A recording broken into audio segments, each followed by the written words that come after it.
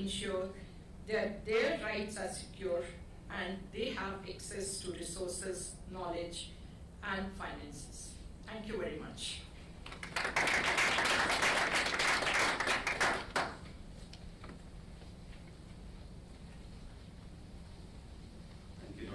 For having such a vast coverage of the subject, right from agriculture to forestry to mycorrhiza to regenerative forests and security, nutritional security, and so on and so forth.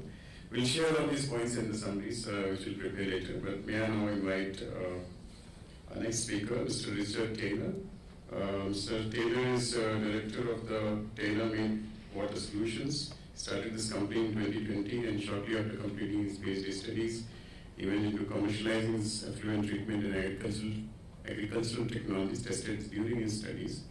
And his first project was to develop a combined effluent treatment and agricultural system at an AB InBev brewery site, which has been operating since 2020 and provides treated effluent on-site reuse while employing local community as well as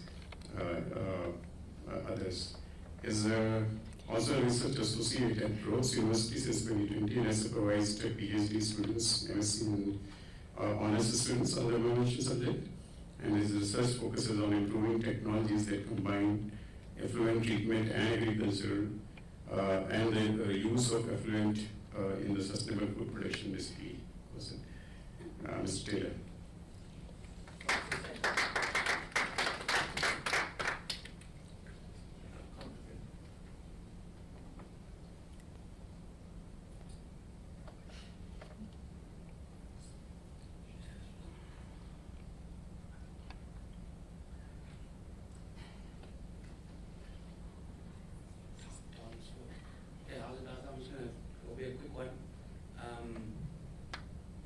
So I suppose I'm just going to give a bit of a background of what can be done and what we've done, and in terms of combining effluent and agriculture, what we do at Rhodes, what can be done.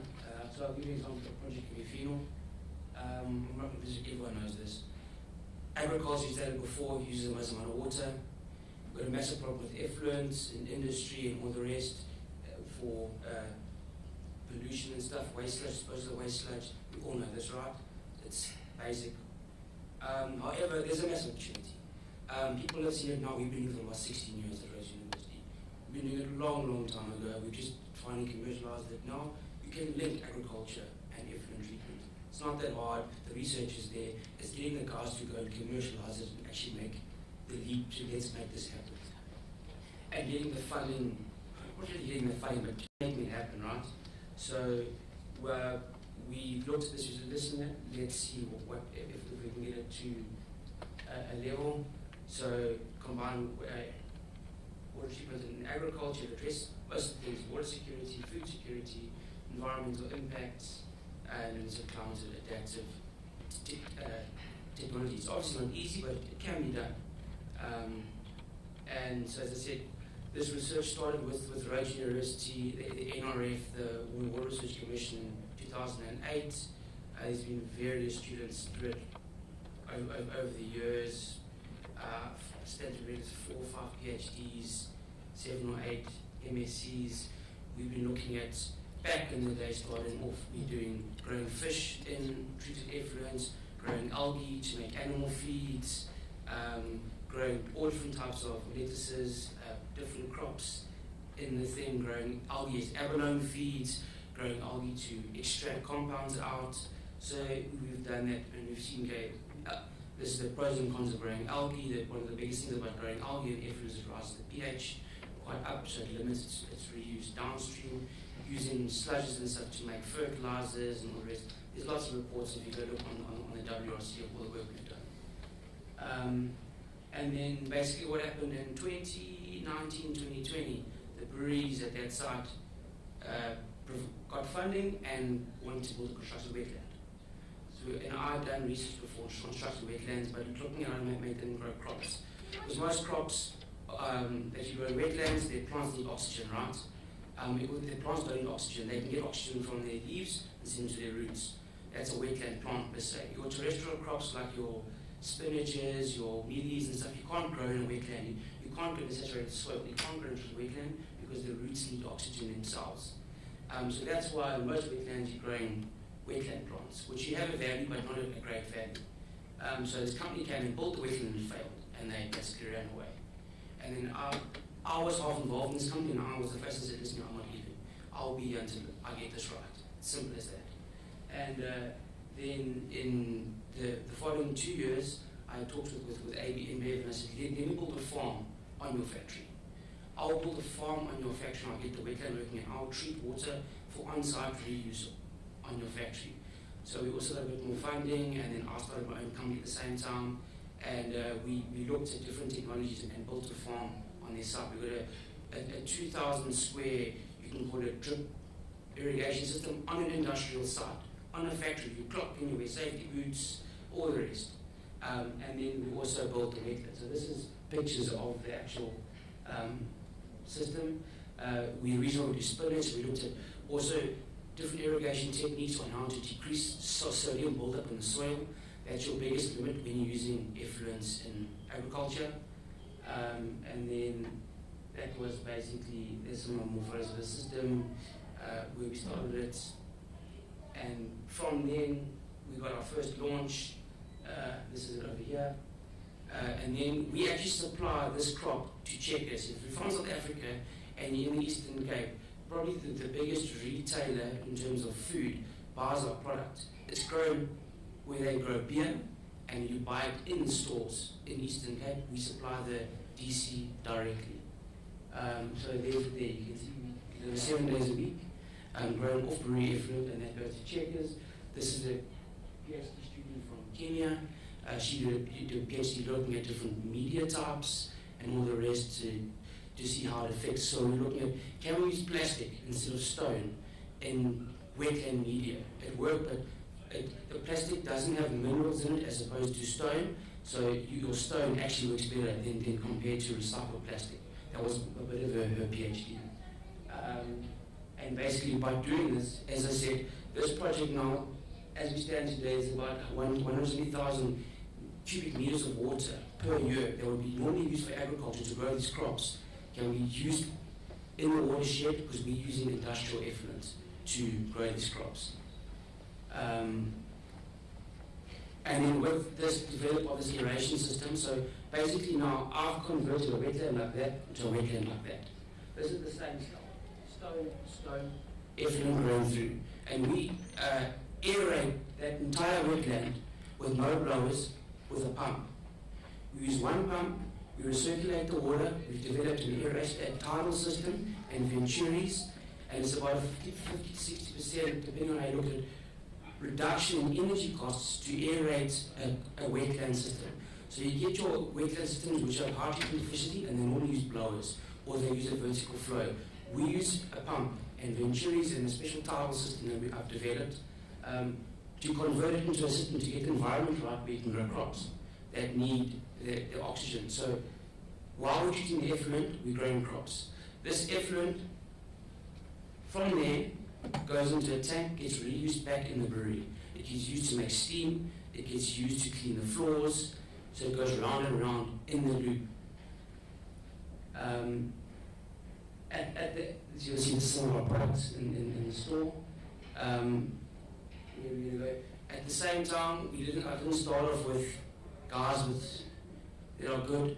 The guys that run this farm, the highest guys has got a grade 9. They do the emails, they drive. So it took a lot of development to get to that point, but I didn't use fancy guys. We started with guys in the community. It's run by themselves. I don't get involved in this, just oversee it every now and again, but it's literally run by guys that can just write. You have to teach them how to switch on a computer and how to, so it shows it can be done. I just don't give up. That's how you get it done. And there's some of that's from our first launch, but it's basically it's first it's fun clean biological treatment plants on a brewery in Africa. We still do R&D with universities, job creation. If you look at the downstream benefits of the crops, you want it if you really want to. This is the process flow. So we take anaerobically digested effluent. It goes through our wetland. We have like the solid, this is the part of the system here. There's the drip irrigation beds, that's the wetland, we treat the water. The water basically goes through, we send some through a UF, I'll get into that later, and send it back to the breweries. And then any excess water goes in and gets used to dilute discharge effluent to the municipality. If you look at this, this is actual figures of how it affects that brewery as a whole. So if you look at the monthly site water production, heki per heki is amount of beer, water used to produce a litre of beer. We decrease it by about 0.4. So if a brewery is sitting on 3.5, we can get them down to 3.1 with growing crops and treating water at the same time. And then if you look at the site water production in terms of a percent, now remember this brewery bottles 1 million litres of beer every single day. Every single day. We treat 300,000 litres of water every single day in what you just saw there. So you can see we decreasing the site water footprint about 8% on average per month. And then one of the biggest things is we wanted to treat the water after the wetland to a reasonable standard with using our own technology. So we approached UNIDO and partnered with UNIDO and Waterloo, and luckily they gave us the funding to get a state-of-the-art UF plant. So we control the whole treatment process. By doing that, we can sell the water back. If you run this model on just selling income of the crops, it just makes, even you make a bit of money. As soon as you put money into selling the water back, then you kill it. If we had to, which I want to try to get right, is look at the carbon credits, and if you can like officially state this is how much carbon is sequestered, or this is how much carbon is offset, if you treat it a conventional way and you put a monetary value to that, all of a sudden this thing is extremely profitable. So we've had this UF plant running for about 1.5 years, and it produces water for on-site reuse, 24 hours a day, 7 days a week. And the impact is it's developed a commercially viable agribusiness linked with effluent treatment. It's been running for 3-4 years. It's a global platform. We believe we are global leaders in this. I don't really believe there's any people that can. So they've got something like this on an industrial site, dealing with big industry. And it's also looking at socio-economic development from sites. We've put 3 PhD students through it, a couple of master students who can hopefully go back and do their things in their respective countries from Eritrea and Kenya. It shows the economy. I always joke, I like beer, I drink beer, I pay to get beer, I grow spoons with the wastewater, get more money so I can drink more beer. And it's a lower capital investment compared to your conventional technologies. And as I said, I mean, those are the guys that when we start that run the system.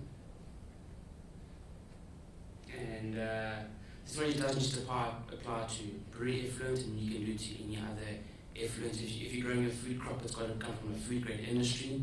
If you're growing it on the acid mine or you're doing sewage, you have to grow something else like flowers, or we want to grow something that's of value, if you know what I'm saying. And then the nutrient is covered into valuable biomass as compared to like normal aeration. When you've got water treatment technologies like activated sludge, where you grow sludge, this is actually, the nutrients turns into a plant biomass, which is of value. And then my dream is to have 2,000 of these around the world one day, so hope you make it happen if you know anyone that wants one. And thank you.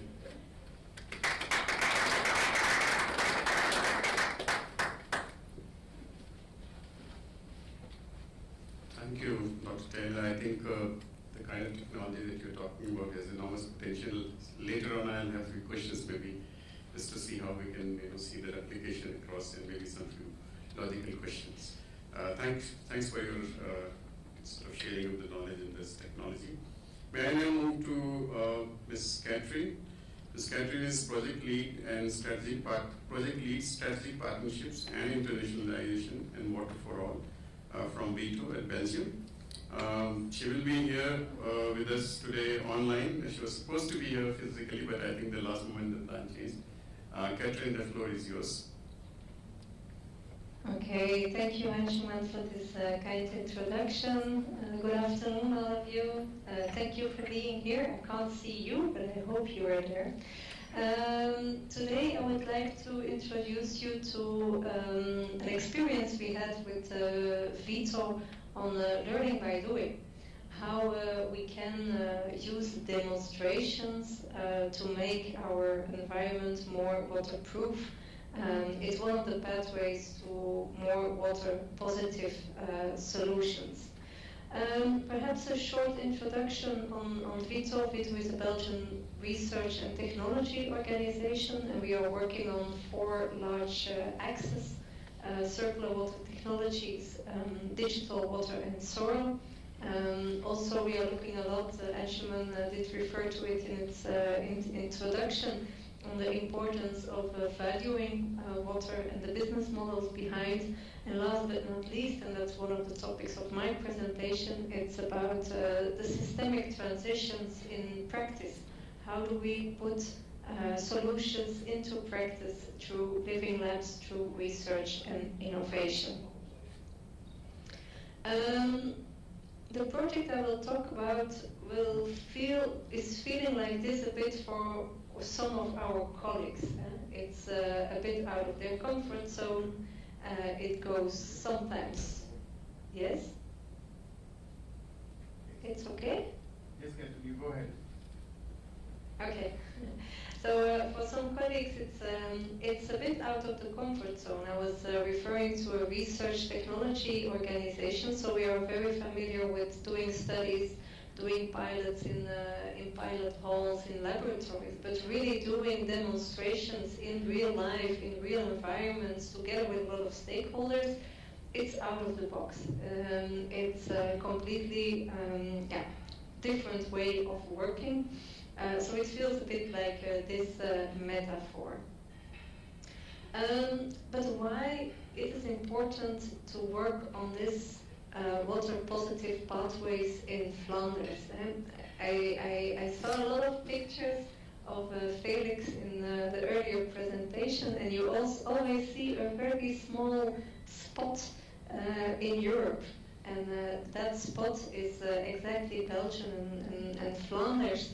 And in fact, we are one of the countries with also facing extreme water stress due to our high population, our large water demanding industry, a large food processing sector, and also our chemistry sector. So there is really a structural problem. It's a wicked problem we are facing, and which calls for a systemic solution.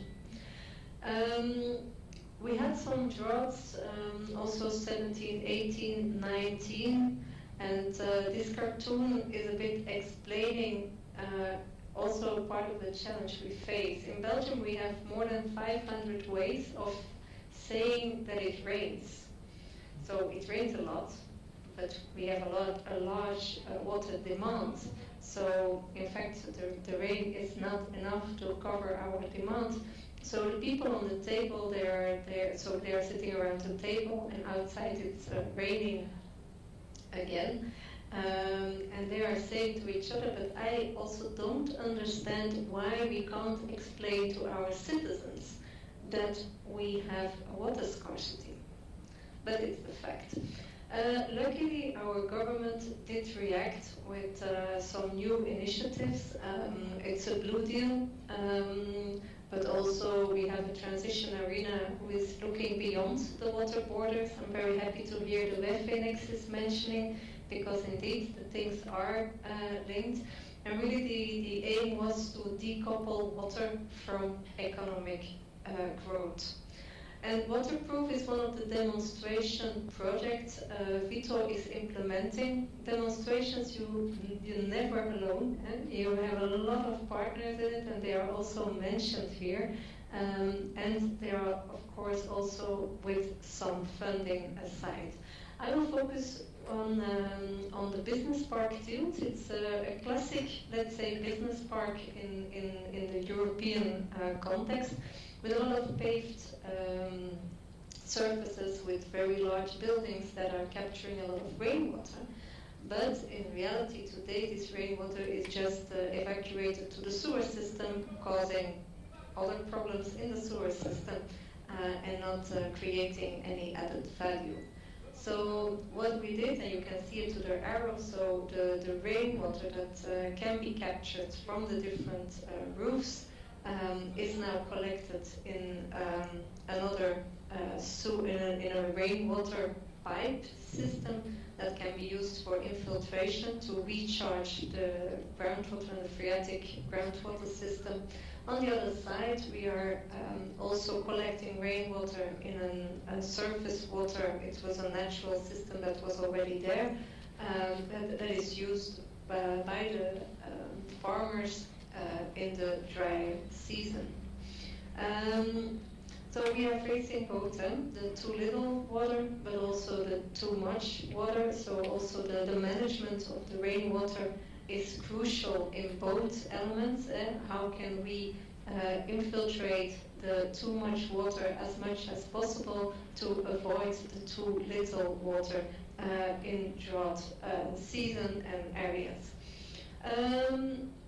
I'm very happy there are a lot of people on this slide because it's indeed a result of a lot of collaboration, and together with Aquafin, with the sewer responsible and the wastewater treatment responsible in Flanders, the rainwater buffer. So it's a rainwater buffer under the road that will collect the rainwater from the different roofs and set it available for other purposes.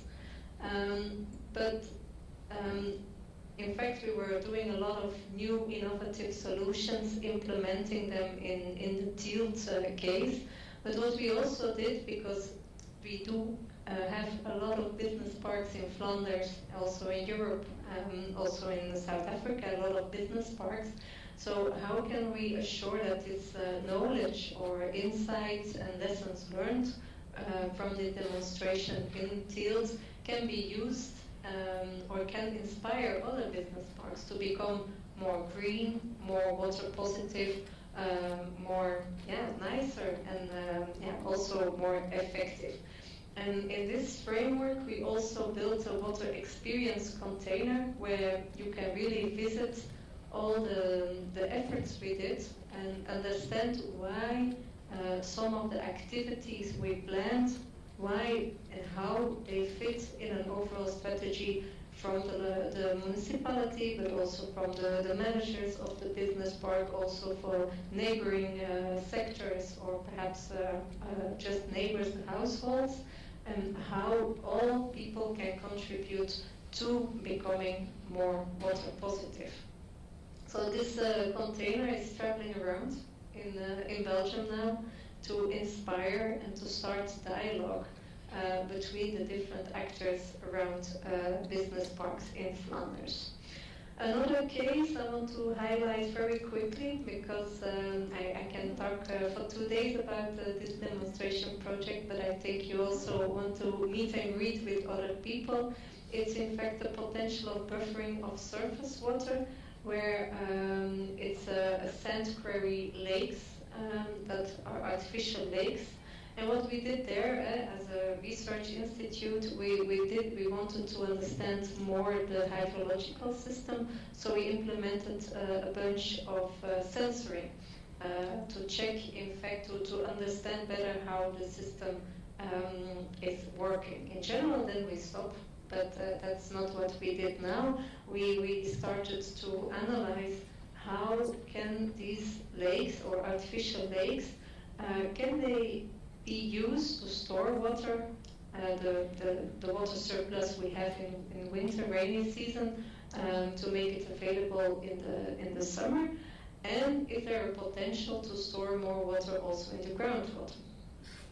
So therefore we installed an adjustable weir, and that really can help to store during the winter time a buffer of 200,000 cubes by increasing the water level by 40 centimeters. And in fact, we saw that by creating this extra volume, we added some additional win-wins because in fact the ecological value in the neighborhood was in fact positively affected by this increase. And now we are also exploring how we can use this buffered water also for irrigation purposes. This journey brought us with quite some different lessons learned, and except for the feeling it created with the colleagues. It's really having impact if you work with multiple governance layers. And we are always talking about a public-private partnership, but by doing demonstrators, you can see how rewarding they really are. Impact comes with trust, and trust is not built in one day. So it's taking time, but it's very important in these kinds of projects.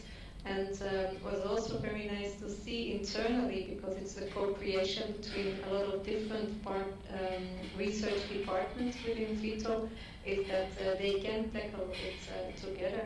And in the end, there are always a lot of challenges to tackle, but choose wisely, because there are some that create additional impacts on different sectors. I think the WEFE is a good instrument to take into account in this, to see how what you do can create some win-win-wins.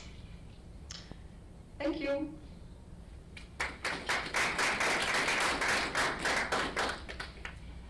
Thank you, Catherine. I think an excellent set of examples of the initiatives that you mentioned about the park, about the buffer of rainwater, surface water.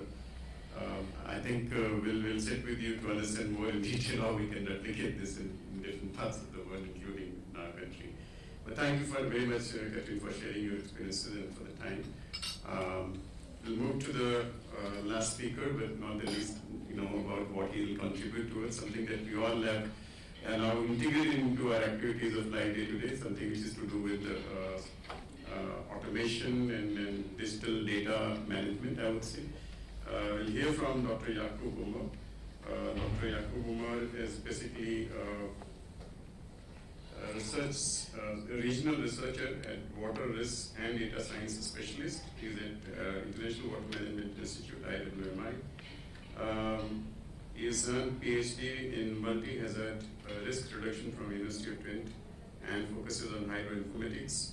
And he has integrated hydrometeorological modeling for climate resilience and flood risk assessment in environments with limited data. And at IWMI, he is developing integrated flood early warning systems across major African river basins that creates multi-hazard risk indices, advances parametric flood insurance solutions, and promotes nature-based solutions and risk management. Dr. Umar has connected science and practice to support governments, communities in strengthening resilience against floods, droughts, and other hydrometeorological hazards. Dr. Jakub, please.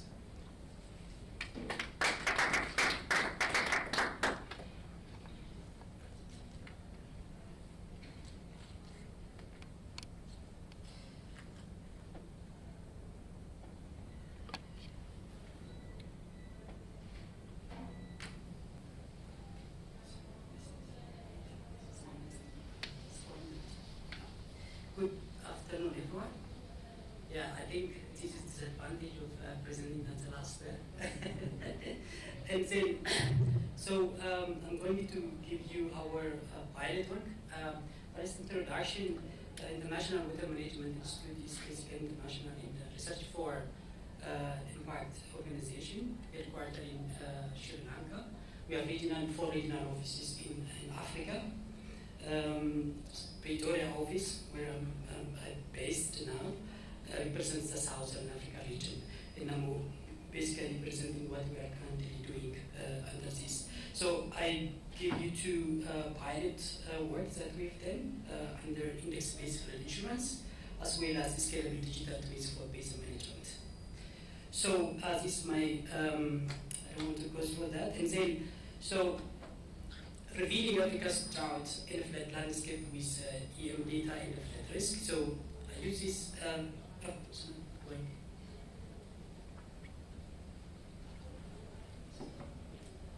Sorry.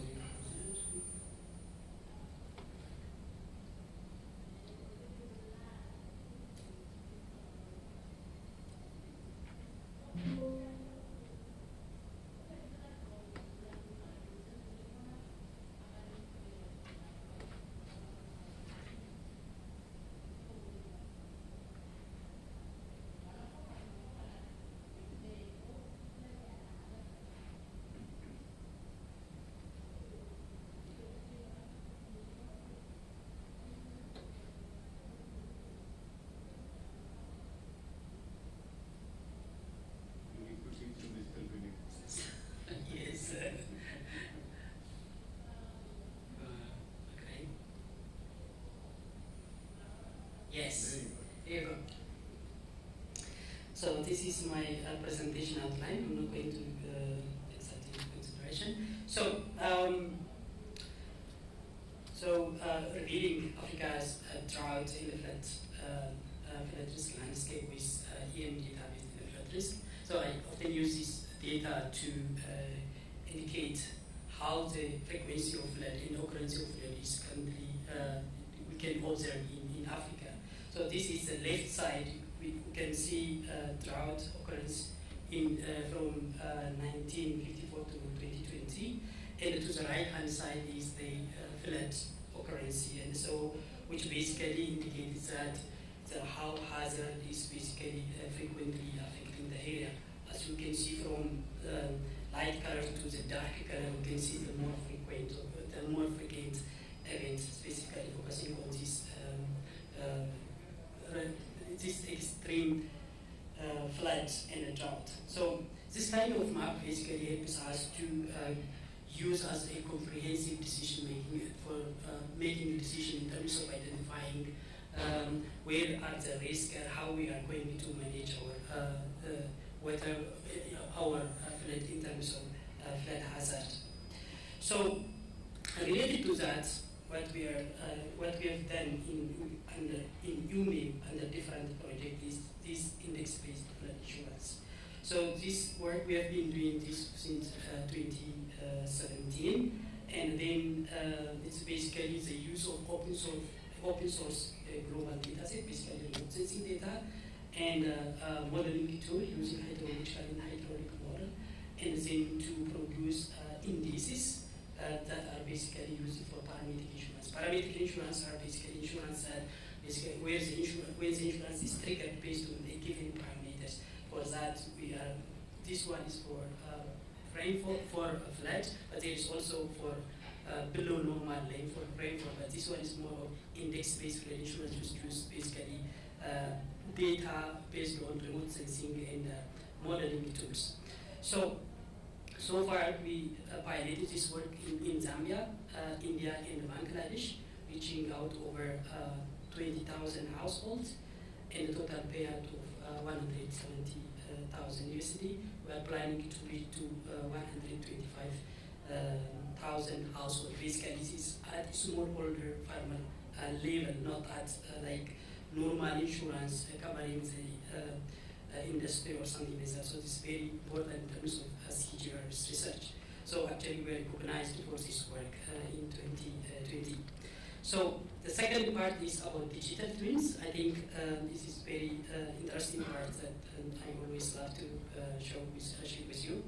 So managing weather at the base in this case is always highly complex because of the different sectors, the dynamics, and different users incorporated in that. And then if we bring there's a concept of digital twins that makes us easy to make decisions in terms of what kind of scenario we are going to implement, how it is going to be implemented, and then it is also help us to just reduce the gap, that is close the gap between the research and the policymakers by just bringing all information within one cube.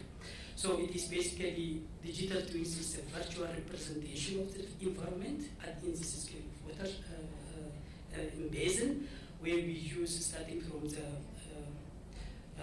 physical world to using different sensors and physical model, and then basically analytics to create these digital twins. So this is how it works. It has 5 main components. The first one is basically stakeholder engagement, where we co-develop and co-work together. The second part is open data cube, where we integrate different layers of data, hundreds of layers of data to bring it together. Basically, these are for monitoring station Earth observation and citizen science. And then foundation, and it's normally what everyone knows, like hydraulic models and forecasting from atmospheric model. And then finally develop this dashboard. So these 3 components basically, for this work we incorporated AI to facilitate or to enhance our life, to enhance our activity doing this stuff, and finally capacity building. And then we developed this one for Limpopo River Basin, and then it looks like this, where we have at the beginning we have interactive, when we have interactive 3D group where we can just tilt, zoom in, zoom out to a specific location where we are interested in. And then to the left side we have layers of hundreds of layers where we integrate it into the system from remote sensing, station data, drones, everything. And then inside, for example, out of these hundreds of data, you can see that green polygons are the crop field, basically irrigated crop field. And then if we draw that one polygon, if we draw polygon around here for this crop field, and then simulate within the analytical models that we integrated, we can see the water use per month and the water use of that specific crop. And then you can see one feature there, which is reservoir for there, and this is the time series of the water of that reservoir. And you can see that even you can take out the linkage between the water use per crop with that of the water in the reservoir over the field. And of course, in general, we have basin overview, data analytics, and also alert. Specifically, we integrated in Limpopo, for Limpopo River Basin, the low flow, where water is really below certain threshold for water needed for environment. So that is also incorporated. And then the detail side. So basically, the full component of the digital twins. So one important aspect I need to share with you is that these digital twins basically incorporated AI. So that one of that is AI water agent for converting complex scientific data into our practical insight. So for example, that actually makes our life very easy. So for example, if someone's not going to sit the whole night in the office to just regulate something. So if I want to see the water, if you know a certain location, I ask, can you give me the water flow for that specific that location? And then AI, based on our API, because we integrated API into the model, based on the API, just searching and then give us the information about that water flow in terms of table, as well as in terms of the graph. And of course, if there is information related to Limpopo outside of these digital things, we should take into consideration. So see, now the data is produced, and if for that specific location is basically showing there. So this is one aspect. And of course, AI is integrated in all 2 to 4 components of the phases of the digital twin. And then another component is integration of citizen science. This data, digital twins require a lot of data. Besides remote sensing data and also drones, we just the data from citizen science also integrated. One of that is the measurement, discharge measurement using app model. Another one is community reporting is sewage leakage in the area. Another one is citizen science monitoring water quality from the river. So these are all integrated with the app that link to digital twin, so that when they report it, they just basically send it to the digital twin and then analyze them in that. So we are scaling this work to work with to different locations. This one is a scale to Somali region in Ethiopia, completely different from Limpopo, which is a refugee area from the river, and then through following our step, through engaging with stakeholders, now we build the system for the flood, and still we are, of course, under development for this one, which is our second site.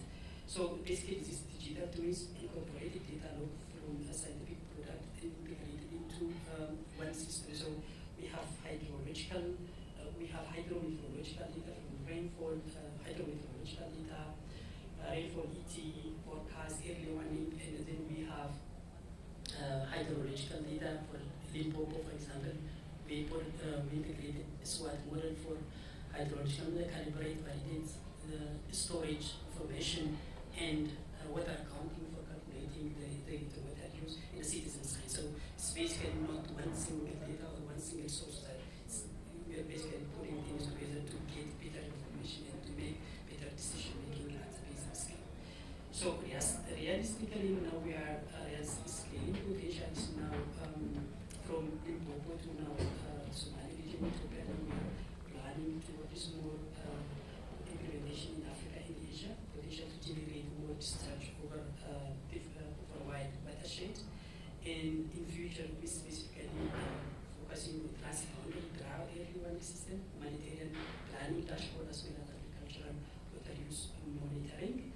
And this is our impact stories and published paper from 2023 to 2024. And yeah, that's it. We are ready to support the organization to address water security at scale. And that's great, something that changes everything. This is our UMIS transformational lever that we are working forward to water secure world. Thank you very much.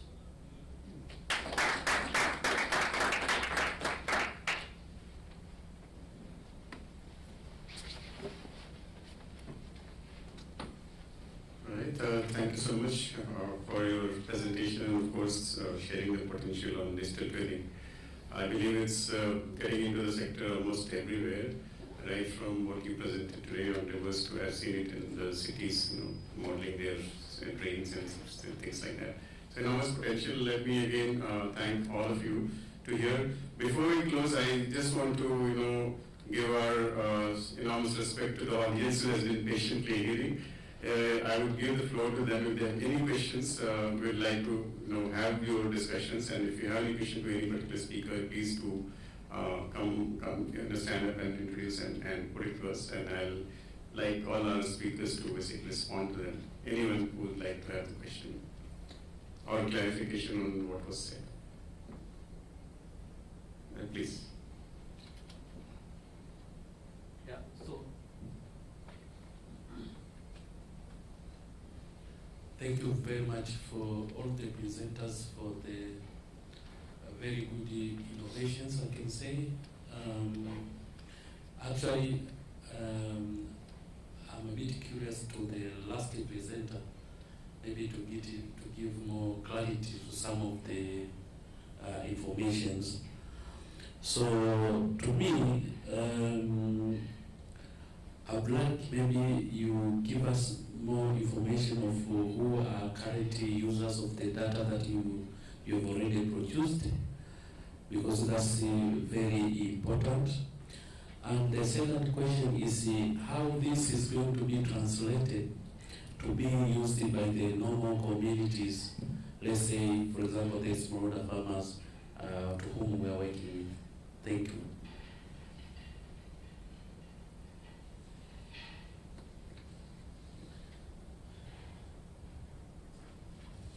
Okay, valid question. So for Limpopo River Basin, we are working with Limpo. We have been on a memorandum of understanding with them, and then we are working with them. We basically engage with all countries within the basin. Yes. Second question.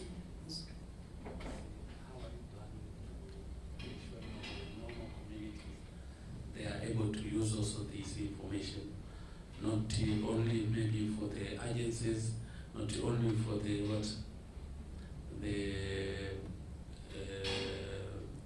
basins that the normal community, let's say smallholder farmers, how are they going to use this kind of information? Yeah, thanks again. So the basic thing for digital tools is basically to make to ease water use water management quickly and enhance water management properly. So basically, when we say basin, everyone is within the community. So if the water is managed properly, basically that is why, for example, water that I showed in the from reservoir. So water is basically distributed not only to the community, but also environmental flows are also taken into consideration.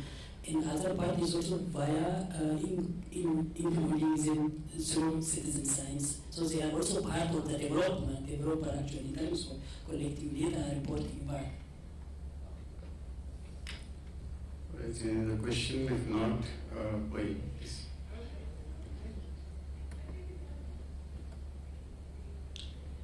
Hello, I'm Ruth Masanja from Plan International Malawi. Thank you for the well-articulated presentation from all the presenters.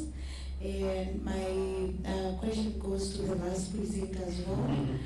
I just want to have an understanding. I think you talked about the flooding insurance something. Yeah, so I want to have an understanding on how you are handling that insurance. Do you have an insurance company handling this? How are you identifying the beneficiaries of this insurance issue? I want you to explain really well so that I understand and I'm interested to learn more. Thank you. Thank you for the question. I'm also here to just explain that. So the insurance part is, here is doing this. We developed a model, physical model, to develop and design and develop as a trigger. We work with partners who basically engage with farmers. They're registering them and how many land they are using, their gender inclusive. And at the same time, we work with underwriter, that's basically the insurance company. So we are working with two partners. Sometimes we work only with one partner and they include the underwriter within the component. So basically, those two are our main partner. So we produce a parametric product and share with them and co-develop it together. That's how it works.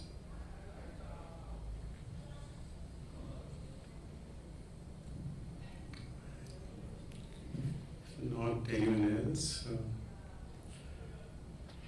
All right, we have run late on this session, but I will not try to summarize the sessions, what was said, but I think I would like to convey the key messages. Right from what Dr. Reynolds mentioned about the range of subjects and the need-based kind of activities required, whether it is for water security or water energy nexus or even for that matter the wastages that we have, how important it is to look into the efficiency and productivity together while looking into the rationality of how and what is required within both of these sectors. And also, what Dr. Dhawan exemplified for almost every sector, right from energy to forestry to agriculture, fertilizers, water and conservation and so on and so forth. I think the climate resilience and the future towards water positivity is a blend of all of these. And we have heard this, the possibility of the technical solutions. For example, what Dr. Taylor mentioned about his technologies on how we can treat the wastewater and effluents from, for example, one of the industries, breweries into spinach production and therefore agri-irrigation production as well. This model has been available. How we can replicate this is something which is important. And as well as what you heard from Catherine on the potential of different possibilities on how we can enhance the water availability in a particular region through hydrological assessments and solutions in our water storage systems in lakes or otherwise in rainwater harvesting structure. To Dr. Yakub, who brought in the innovations on digital training as well as the potential of the entire AI. And I believe this is something which is growing with enormous pace. Everybody is trying to jump the wagon. But also, I think with all the precautions that it requires in the application and I would say rational use, I think that's the kind of potential that we have on the AI and the digital training. I think what I would like to close the entire session with the message is that there are enormous amount of technological best practices and policy solutions which are available. Many of them which are in learning stages, and many of them will keep coming in as we move ahead in the direction. But I think what's important is that each region and such best practices and technological examples are democratized, so that it is reached to the masses where it makes that critical mass impact. And I think in that sense, the collaboration is very important amongst all of us. We all travel to this particular place to share our experiences and hear the experiences. And I think that's the, I would say, essence of global science and technology innovation community, the G-STIC community. And through this particular forum, we'd like to have this engagement continued on this subject as well as other subjects of interest. So I would like once again to thank all our speakers first, Felix Stranders, for coming over, to this particular session and sparing your time, Dr. Ivanavan, for your time as well, traveling all the way just for this particular session today, and she'll be just returning back for a long journey tomorrow. Dr. Richard Taylor, on your interventions for the solutions, as well as Ms. Catherine, Dr. Yakub Omar, and of course, Vito and CSIR for having this session put together. Thank you all once again, and all our audience for being here. Once again, thank you all. Have a really good day.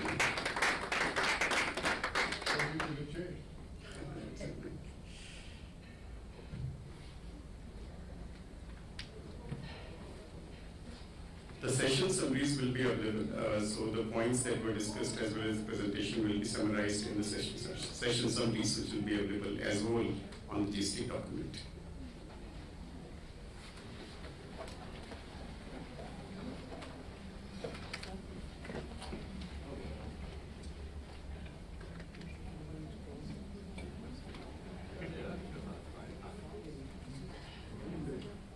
That's right. You're there. I've been on this.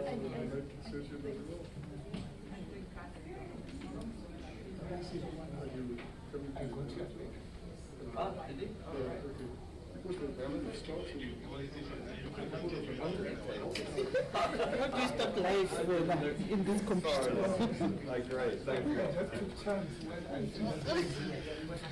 Hi, yeah, okay. You're still there. Okay, thanks a lot, Randy. I didn't.